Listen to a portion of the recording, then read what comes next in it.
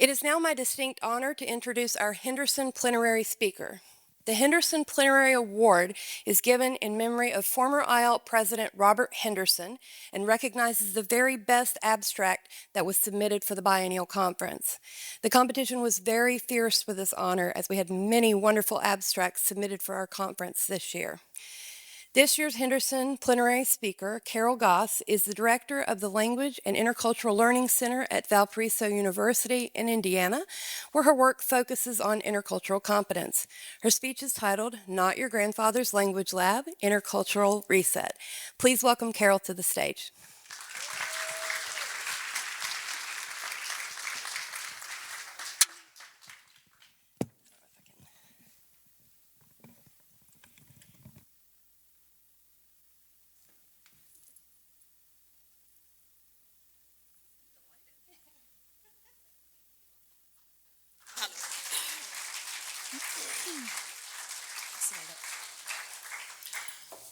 Thank you very much to the conference organizers for selecting me to offer this year's Henderson Plenary Address.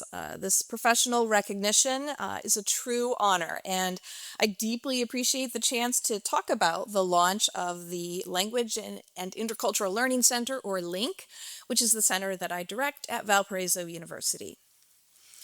I'm so happy to be in Hawaii, where I am meeting all kinds of people speaking many languages, who are sharing their stories. And on Monday, I have a story for you now. On Monday, I took a taxi up to Diamond Head. And during the ride, my husband and I had an interesting exchange with our driver. When I asked her how long she had lived in Hawaii, she told us about 28 years, and then she offered the detail that she is from Israel. In fact, she was supposed to fly to Israel that very day, but her flight was canceled. We all very quickly agreed that the situation in that part of the world is utterly horrific, but without specifying a particular political perspective on that. Our driver explained that some people have warned her to hide her identity, but that she doesn't want to do that. She did wonder, she told us, if a few recent customers from Pakistan would reject her in some way, but that ride turned out to be as smooth as ours. In talking about origins, we told her our daughters were born in China, that I was born in Oklahoma, and my husband grew up in Michigan. What caught me off guard was the driver's follow-up question, asking us, well, where were you really from? We told her where our ancestors had emigrated from, and then she concluded, well, then you are European. And I believe this was the first time I've ever been labeled as European, and though it did not bother me in the least, it did give me a lot to reflect upon. Her intercultural perspective was grounded in a lens that led her to conclude that Joe and I are light-skinned individuals who hail from Europe. This really was a lovely conversation, and while talking, various questions were swirling in my mind, and I was reminded of all that I have learned in the past few years about my own intercultural competence while expanding the focus of my language center. In early years, when our fathers and now grandfathers benefited from the National Defense Education Act that funded many labs, centers were more closely aligned. Perhaps you're familiar with this photo, which inspired the title of my presentation, admittedly extremely non-inclusive, which is fascinating in some ways. I've incorporated this photo actually in some of my signage for quite some time.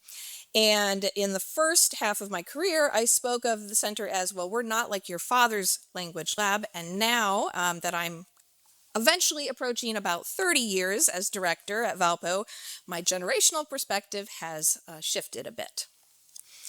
In 2025, variation across institutions is the norm. The diversity of ways in which we are individually connected to language centers and language education is an important strength of this group. Some of us are at R1 institutions or others at liberal arts colleges. Many specialize in technology, explore AI, or work in instructional design. We supervise tutors, design cultural programming. We are researchers, classroom instructors, whether at the university level or K through 12. We are software developers, tenured faculty, and much more. This is a big tent, right? We really encourage, where we really are encouraged to extend ourselves outward, to learn from one another, to inspire one another, and challenge each other, even regardless of our degree or the focus of our daily work. We play different roles, but we are united by a common call, and I would suggest even an instinct, and that is to adapt and reimagine. I would argue that innovation is at the core of our charge to strengthen language education. We innovate in anticipation of or as a direct response to external changes, most often. Advancing technologies, institutional pressures, shifting demographics, and yes, cultural and political transitions in the US and in other places. The charge we share to innovate is necessarily defined in broad terms, reflecting the varying roles of this talented group of professionals. The movement toward innovation reveals that extension, there we go, is a simple but an important common denominator. Learning languages is not about narrowing and turning back in on ourselves, right? This is not what we do. Now more than ever, we need educators to push back against a constricting and limiting view of the world and the ways that we should engage with it. Instead, language learning is about extending. It's about reaching beyond ourselves. Language education firmly holds extension as the cornerstone. And by learning other languages, we adopt an outward-facing approach to the world that invites curiosity, possibility, and growth. So 1 year into its extension, LINC illustrates strategic innovation through the adoption of a complementary orientation on intercultural learning. And this morning, I want to begin by sharing LINC's origin story. I direct a small center at a small school in a small town in Northwest Indiana. We have about 2,300 undergraduates. We focus on undergraduate teaching. We're an independent institution, but we have a Lutheran tradition. We've been part of the language department since the late 60s. We have one full-time staff member, me, the director. And as director and as a former adjunct instructor of French for about 2.5 decades, I've been really, really fortunate to work in a department where I have wonderful rapport with the faculty. At the core of reimagining our traditional center is the adoption of this complementary focus on intercultural learning. And to understand the path to LINC, you should know that my decision to propose a reimagined center was not a knee-jerk decision. Right, in 23-24, when Valpo faced new enrollment challenges that are common to so many of our institutions, I did not suddenly decide that intercultural learning was the way to go. That said, the uncertainty of the moment did accelerate my decision to act on ideas that had been percolating for some time. The winnowing of our academic programs, both in languages, but in also other parts of the university, especially humanities, provided a catalyst for me to take action and to finally articulate how our center could support intercultural learning. So LINC's origin story dates back to 2022, when I first began developing an interest in intercultural competence, personally. And defined here, intercultural competence, I'll return to this in a bit, but intercultural competence as simply the complexity with which we navigate and experience cultural differences. To contextualize the center's transformation, let me describe several essential pieces that led to the creation of LINC. So if we return to 2020, I'm going to begin with the positives of COVID. I did a lot of outdoor rock painting with my daughters in the backyard. I sew, and so I sewed a good number of masks for individuals in the medical community in my area. But it wasn't a great year. The Language Center was closed, and I lost my position. I had a gap year, which I won't talk about here. And we had the first round of language program discontinuances. That said, I was really happy to return in 2021, only a year later, to resume my position. Picked up where I left off, sort of. In 2022, I attended a conference. So my former Valpo colleague, Rachel Perquin, she was working at Notre Dame as the Director of Spanish Community Engaged Learning. And Rachel sent an email to Nellie, my colleague in Spanish. Nellie in turn forwarded it to the chair, my colleague Stacy, who in turn sent it to the entire department. And Rachel shared an upcoming conference that Notre Dame would be hosting. So their Center for the Study of Languages and Cultures was hosting this conference, Fostering a Community of Cultures Through Intercultural Competence, and it intrigued me. And it was only an hour down the road. At this conference, I was introduced to intercultural learning, which really was a field entirely new to me. I also learned about an assessment tool called the IDI, or the Intercultural Development Inventory. The moral here for this slide is forward the email, because truly, if you never know what you may share just as an afterthought may lead someone down a very different and new and exciting path, for me at least. Though I did not yet have access to that assessment, to the IDI, I did begin to develop intercultural activities for my first year French class. So I spent about 25 years as an adjunct teaching first and second semester French.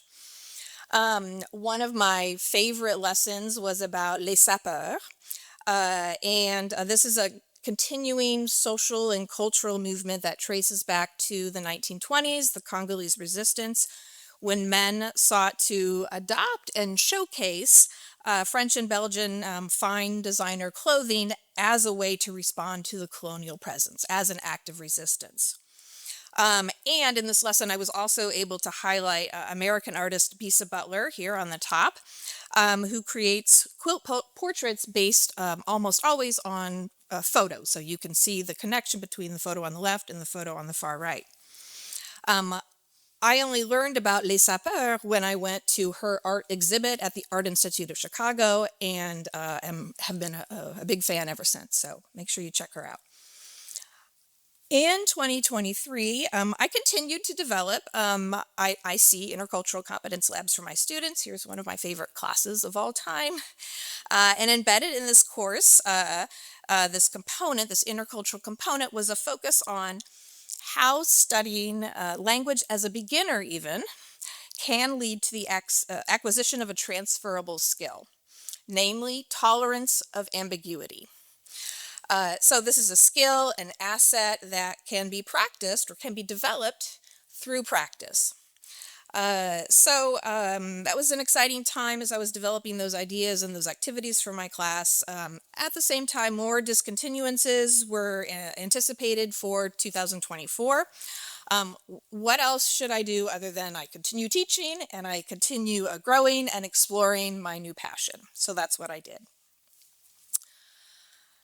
I furthered my professional development when I was offered, quite unexpectedly, some internal funds to participate in the IDI qualifying seminar, which is how you become an IDI facilitator. It's a 3-day intensive training session, and as part of the training, I took the IDI for the first time, and then became licensed as an IDI qualified administrator, a facilitator for my own campus of this assessment.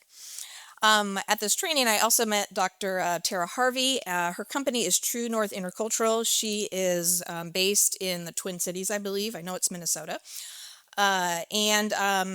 Just a few offerings. She does a monthly intercultural leadership forum that anybody is welcome to attend and join. So if this topic interests you, you could look her up. And she also has this very intense 12-week program that I did this past fall called Facilitating Intercultural Learning. True North Intercultural, you should check that out as well. We're at 2024, another great year. We had lots of ups and downs.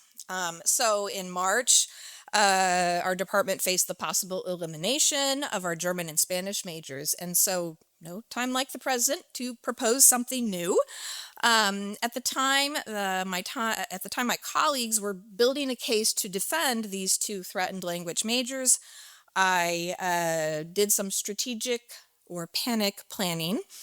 and drafted a proposal and began to identify some campus allies.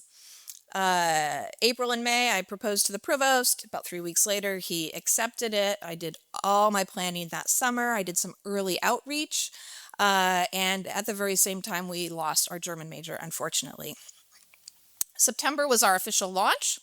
And during that fall semester, this past fall, I was able to take that True North Intercultural course, the 12-week program, and I did my kind of official outreach campaign. To end the year, the university announced, unfortunately, that our DEI office would be closing. And also, we would see the departure of a key ally of mine, who was the assistant VP of DEI, who was the person who actually funded my IDI seminar a year earlier. So in these very gray times of the loss of DEI office and our German major, I was compelled to reimagine our language center as a strategy to thrive and survive. For many years, Valpo Center has supported language learners, students in particular, in a variety of ways through these 3 branches of support. So tutoring, programming, and gathering, all under the umbrella of the department. So I employ only four student workers. They tutor in French, German, and Spanish, and they also help with programming, cultural programming, and they help me support the day-to-day operations of the center. Why such a small tutoring staff, you may ask? Well, Valpo has always been a small school. We've always had a small center, and well, we're getting smaller, and the number of tutors directly reflects the impact of a 5-year, 2-round discontinuance process. So you used to be able to take classes in all of these areas, and now we only offer classes in French, German, and Spanish. We lost our major, we lost global studies, we retained our Spanish major and our minors in those 3 languages. For many years, our center has been offering a variety of groups and programs, which is the second branch of our traditional support. At the last IELTS conference, I talked about these language groups, which have been very successful. And in many ways, they help fill the space left by the language programs that we've lost. I mean, we've never offered ASL or Korean, but there is a place for students who are passionate about a particular language to explore it and study it in community with their peers. So these are all led by students, based and driven by student interests, and also faculty and staff are welcome to attend. They are organic, open-ended, very invitational. When I get to know a student, know their language background, I will just sometimes directly invite a student to consider leading a group. Very low stakes to launch one of our groups. They come, they go.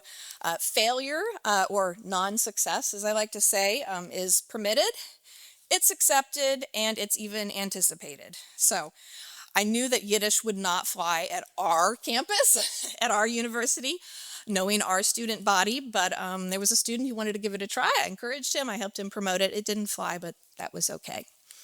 There's something about inviting a student to pursue their passion that is really enabling, giving them some agency to pursue something that they're interested in. Here is our Korean group, I believe, having one of their language group meetings. Our programming has also, over the years, included a range of language and cultural events, often in collaboration with the department. And gathering is now our third branch of traditional support. All Valpo students, including those who are not taking language, who are not even interested in language, are invited to spend time in the center to study, socialize, and many of them find their community. The center has always been a space for all students. Some are drawn to us because we offer free tea to them, which is why we have this unofficial mascot of a yellow mug. So we have lots of yellow mugs, crocheted and otherwise, in the center. So as you can see, our center has offered a great deal over many years to our students. And I have been a busy director, as I'm the only professional staff managing all aspects of the center.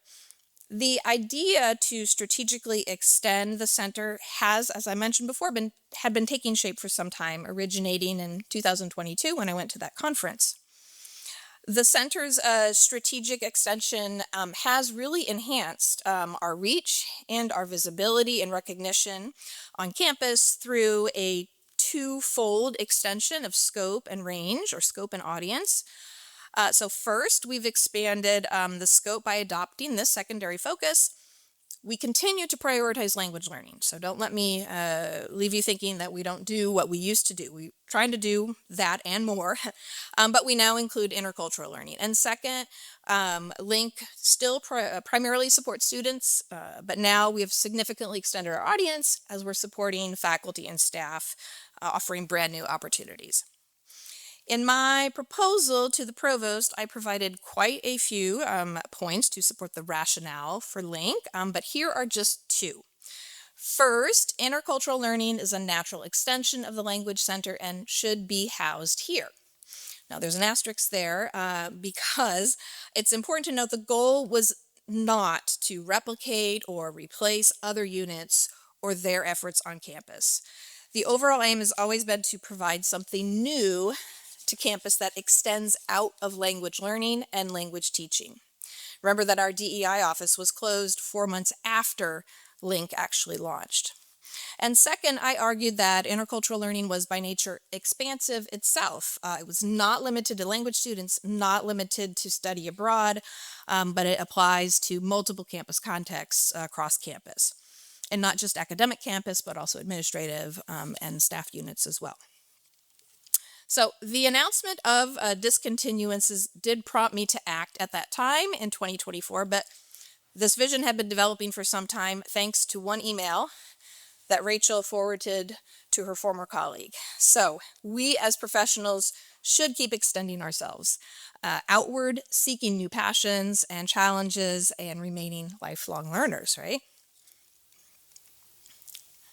Institutional support from Valparaiso University, I'm grateful for it. It has been robust and it has been ongoing, and it's been critical to the success of our launch. So our provost embraced the new vision for LINC and has continued to reinforce this support through public comments at Faculty Senate and in other settings. We had a wonderful open house in September that marked our launch. Here you see the provost on the left speaking, the dean of arts and sciences, other administrators, and this really drew representatives from a wide range of campus areas. People had never before met me or come to the Language Center in its earlier iteration.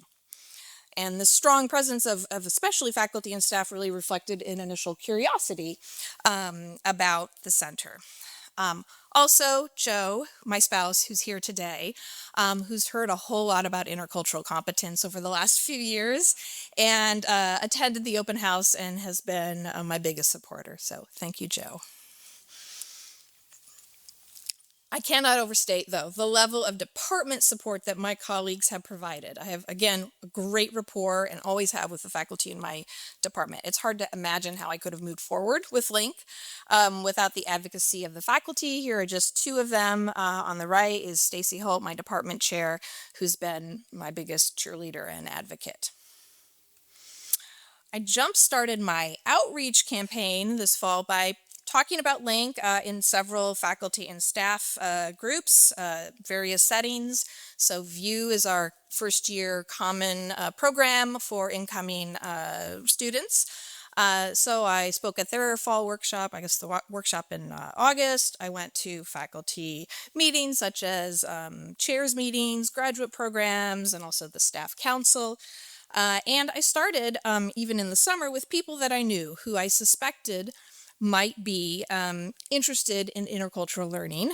So here I am with my friend and colleague, Natalie Krivis, who's been an early adopter, most especially of the IDI. Of course, the outreach campaign necessitated considerable promotion, so rehabbing the website, new brochures, newsletters, social media, branding, and a quick note on the challenge of appealing to multiple audiences. So in the past, the Language Center was really focused on students. And so we continue with these, kind of colorful, playful logos, formal logos, informal logos, the choice of font and all of, types of all of that has been important, especially though, as I've contrasted that with how I appeal and address and create flyers for groups that are for faculty and staff. So it's been an interesting challenge in terms of design and just creating materials that kind of goes both ways. Let's see. Furthering the vision for LINC, were a number of new collaborations with other units. So we worked with the organizers of Hispanic Heritage Month events, Study Abroad Office, MLK Day celebration. We hosted a screening of the 3-hour film Origin. Highly recommend seeing that film. Also the Office of Multicultural Programs, we did a lot with them, and even my department colleagues were willing to be collaborators. So here my colleague Josue Alanya, who teaches Spanish, has a passion for Brazilian percussion, so he did a little event for me as part of our Week of Wellness in February. The purpose of my talk today is not to explain what intercultural learning is. But I do want to turn to this new orientation with a little bit more detail. So here is the working definition of intercultural competence, really borrowed from the IDI.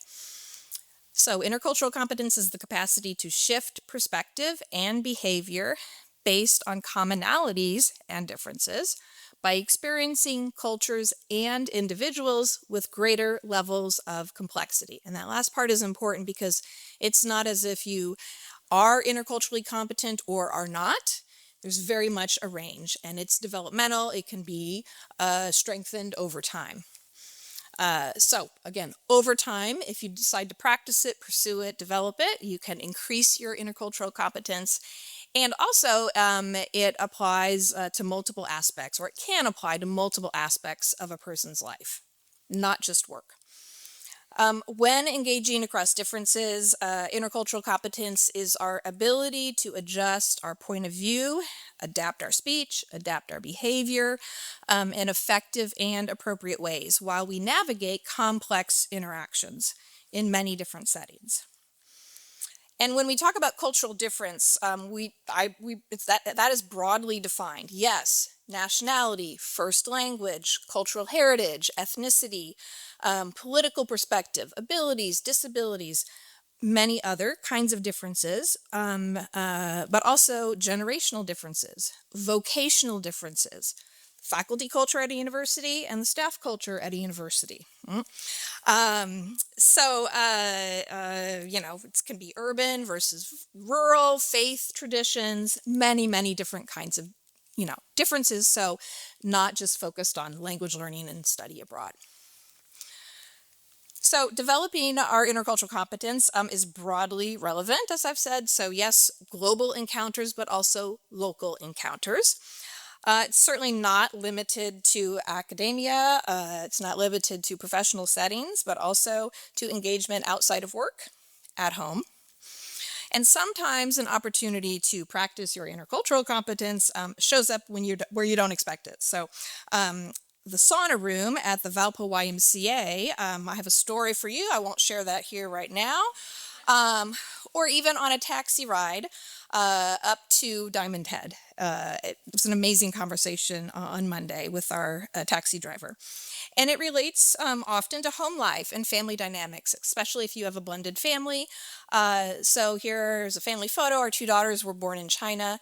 And I can tell you, I had not thought about this before arriving in Hawaii, but as their mother, it's been fascinating and really impactful observing how they are experiencing this environment, not the weather, but the people, as Asian Americans. So that's given me a new perspective, and it's been really meaningful.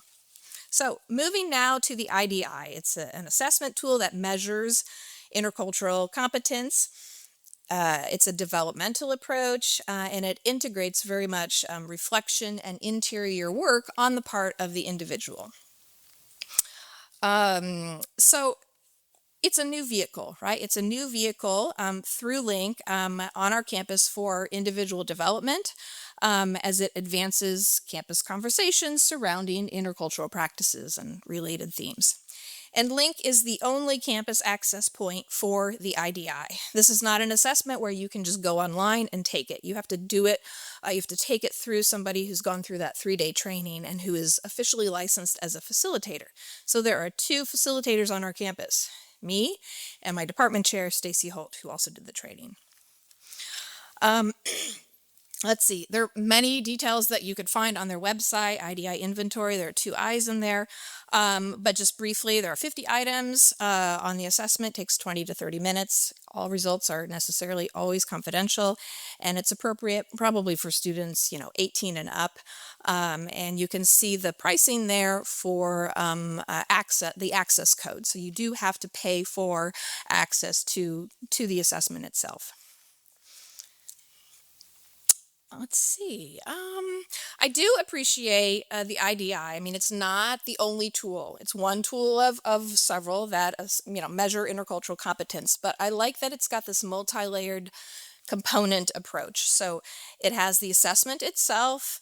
You receive a detailed summary of your individual results. You go through a debrief meeting where you interpret those results. Often it's one-on-one, but sometimes it's in a group setting. There is a customized plan that you receive from the IDI, which is, 20, 30 pages of reflection prompts and suggested activities, and just kind of a way for somebody to dig into this, at least as a starting point. And all of this, though, is self-directed work. If you take the IDI and you don't want to look at your plan and you don't want to do self-directed work to develop your competence, that's fine. But that is part of it, the whole process. So this first year there was, also, there's a very helpful framework that the IDI provides that you learn about during your debrief after you take the assessment. It's faded here because I don't want to go into it too much because really if you take the IDI, the less you know about the framework, kind of the more authentic your answers tend to be. So 116 people took the IDI through LINC in the past year. And 80 students, 36 faculty and staff. And I'll talk a little bit more about participation in a moment. Other aspects of LINC's intercultural orientation have included new programming like this Retablos event that we did for Hispanic Heritage Month, some beautiful paintings that students did on the model of how a retablos is constructed. And this event was co-led by my colleague, Stacy. Also, I have started to incorporate reflection prompts within the center, really to encourage students to start very casually exploring intercultural perspectives. So, for example, here's a prompt. We all have beliefs, values, and practices that we inherit from our family of origin or first community. Every single person in this room, every student we work with. So, asking the students if they are traditionally aged at 18, 19. So which of these do you accept for yourself? Which values do you want to carry with you? And which have you decided that you want to reject? Because this is the time in your early adulthood. And that has that brought some interesting responses. Finally, one of our most exciting extensions has been offering new intercultural groups to faculty and staff. I've never done this before, so I will talk more about groups in a moment, but we've had seasonal reading groups, not your traditional book club, and podcast parlor. We do not make a podcast. We listen to a podcast ahead of time and then talk about it. It's a monthly group. The outcomes of our inaugural year are illustrated by multiple measures of success across 3 areas, so language support, intercultural learning, and institutional support for the learning for the center itself. So when imagining a new kind of center about a year and a half ago that would incorporate intercultural learning, it was essential the center preserve the foundational 3 branches of our support that we've always provided student learners. So despite the considerable challenge of adopting a secondary focus without diminishing the center's core language support, we did make advances in tutoring, programming. Programming was steady, language groups were going strong, and a real uptick in gathering students just using the space for unscheduled use. Second mark of success, well, managed to pull off intercultural learning this first year and get the word out. It really has broadened the range of campus members who engaged with the center for the first time. And though only anecdotal at this point, students have responded very positively, very favorably to the new focus, along with gathering increase and students who were taking the IDI. So 70 of these 80 students who took it this year took it through a course in the fall. So there were three different courses, 4 different sections where the faculty chose to integrate the IDI into the course itself. And so that's how the vast majority of students ended up taking the IDI this year. Also, IDI course integration on the left here strategically requires that 2 class sessions take place within the center. So by holding these sessions at LINC, many students learned about and entered the space for the very first time. Hosting students to learn about intercultural competence has been an important opportunity, right? So you newly acquaint students not only with intercultural learning, but opportunities for language learning, and also just the programming and the gathering space that it provides. I have a few more details about IDI participation. We really did reach such in our numbers, in our context, such a large number of students because of these early adopters, these faculty members who were willing to take a chance and give this a try. As with the student body, many faculty and staff engaged with the center for the first time. Many of them took the IDI as individuals outside of the classroom context. And our range of impact was also expanded through these groups, these faculty staff groups. I have facilitated 3 seasonal reading groups and this monthly podcast parlor, brand new opportunities for exploring intercultural perspectives. And it's important, I'll show you, well, here's my flyer, and these are the books that we have read. I'm currently deep into Northern Ireland right now with the book on the right, Say Nothing. It's important to stress that the primary purpose of LINC learning groups is not to create an occasion for faculty and staff to casually socialize. That's not the goal. I mean, I certainly encourage conviviality, and these groups have really helped people make connections from across campus. But that said, my decision to offer these is very much grounded in intercultural development. So these texts are selected by me because they provide readers with rich opportunities to adopt an intercultural lens. Participants are encouraged to make connections between the intercultural themes and their individualized lived experiences. And for some, this approach is deeply challenging, really deeply challenging, as they begin to consider the cultural values and behaviors that they have adopted or inherited rather from their family, from their first community. Looking ahead, I really anticipate that these groups are going to become an essential way for initially bringing more faculty and staff into the center, into the practice of intercultural learning. Oh, and a last note on the books. This probably won't incorporate into the reading group, but I must now read the story, Hawaii's story here, so I can understand more about the place where we are right now. So that's probably for the plane ride home. A final mark of success is the institution's support for the LINC. So not only were administrators supportive in the first few months, but their endorsement continued throughout the year, including the commitment of financial resources. So the administration funded that professional development course, the Facilitating Intercultural Learning. My travel here, all of my time here at FLEAT, fully funded by the provost and the dean of arts and sciences. This is sort of kind of unheard of. So I'm very, very grateful. The president's report to the faculty and staff this May really bookended the administration's recognition of LINC by including my selection as the Henderson Plenary speaker in that report. So there have been some adjustments, or there need to be some adjustments. These are just a few. So concerning student engagement, things that I want to adjust in the future. So it pains me to say that offerings which require extended attention, like a 3-hour film, are not going well on our campus, are not drawing students on our campus, nor are kind of open discussion or reading groups where faculty and staff are present, even those who want to facilitate to try to understand the cultural political moment at home. So maybe avoid those. And other than our language groups, the Just for Fun programs don't seem to always work so well unless there's some kind of enrichment credit associated with it, or unless there's sustenance, some really good food. Yeah, I'm sure you're familiar with that.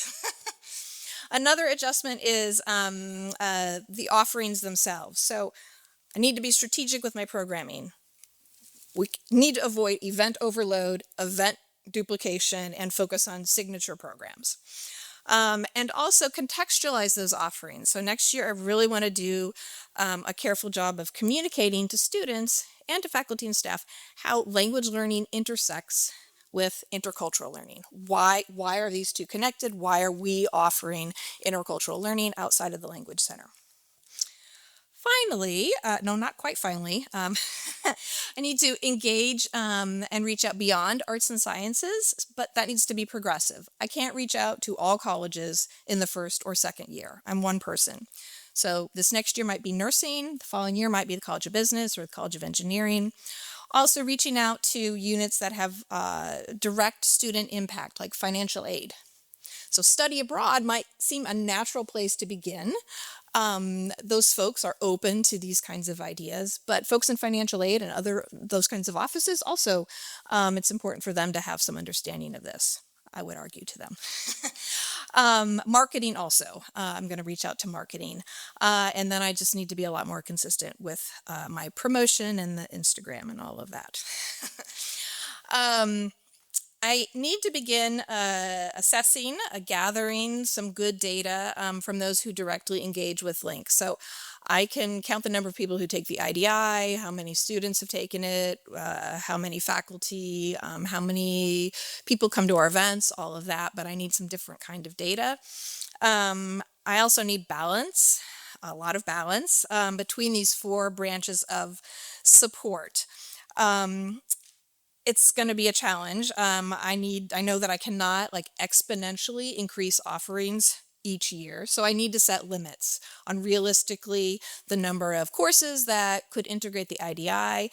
And I've promised myself I'm only going to develop 1 new intercultural group for faculty and staff next year. I know what it's going to be. I thought I was going to do it this first year and it just didn't come to fruition.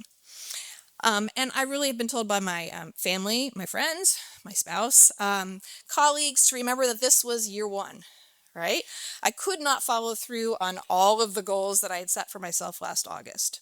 So I need to maintain my perspective on what I am realistically able to accomplish as one staff person. I know that some of you can relate to that.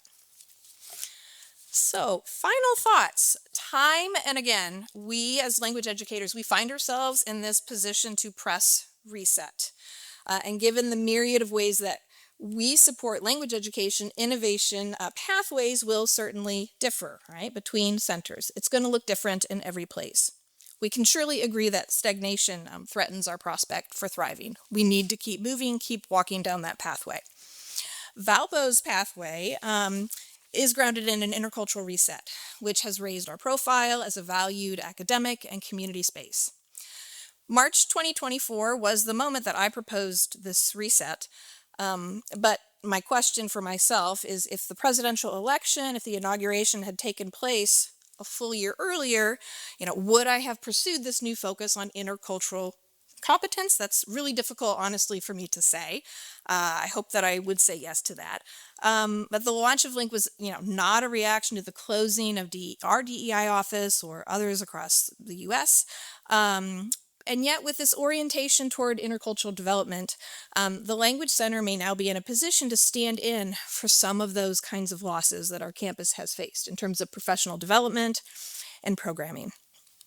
So how do we extend outward? Returning to the theme of extension. I do invite you to consider the intersection of language learning with intercultural learning and its potential impact on your center, or however you are, connected to language education. But I certainly recognize that for any number of reasons, intercultural learning may not be something that you're interested in or that you're able to do at your institution. When you do come upon an idea that you want to explore, innovation usually requires us to adapt the original form of the inspiration.